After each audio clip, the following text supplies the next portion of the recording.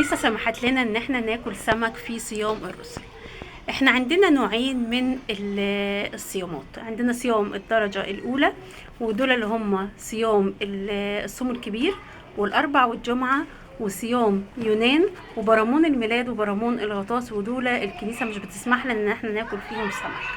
وعندنا صيامات تاني بنقول عليها صيامات الدرجة التانية، اللي هم صيام الميلاد، صيام الست العذراء، صيام الرسل، ودول الكنيسة سمحت لنا ان احنا ناكل سمك فيهم. طيب اشمعنى السمك بالذات؟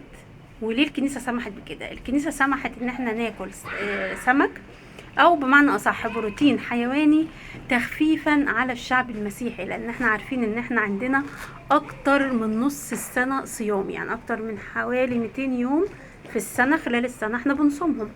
فبيبقى في اطفال، في كبار، في ناس كبيره في السن، في ستات حوامل، ستات بترضع، بيبقى صعب عليهم ان هم يجدوا فتره طويله بدون بروتين حيواني. فرفقه بينا سمحت لنا ان احنا ناكل السمك. طب اشمعنى السمك بالذات؟ ليه ما سمحت لناش ان احنا نشرب لبن، ناكل لحمه، ناكل فراخ، ناكل بيض؟ كل ده بروتين حيواني، اشمعنى السمك بالذات؟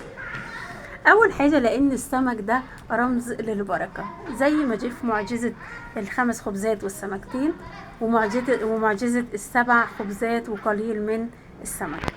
كمان الرب يسوع كل منه بعد القيامة، فهو رمز للقيامة، زي ما جه في إنجيل لوقا إصحاح 24 آية 42 لما قال لنا: فقدموا له قليلا من سمك مشوي وشيئا من عسل شهد، فأخذ وأكل قدامهم.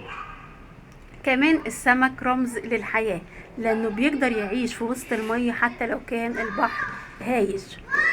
والسمك كمان كان رمز للمسيحية، أو كان علامة سرية للمسيحية زمان، يعني زي ما احنا حاليا بنرسم الصليب على ايدينا، زمان كانوا بيرسموا علامة السمكة دي على ايديهم، دليل على ان هم مسيحيين.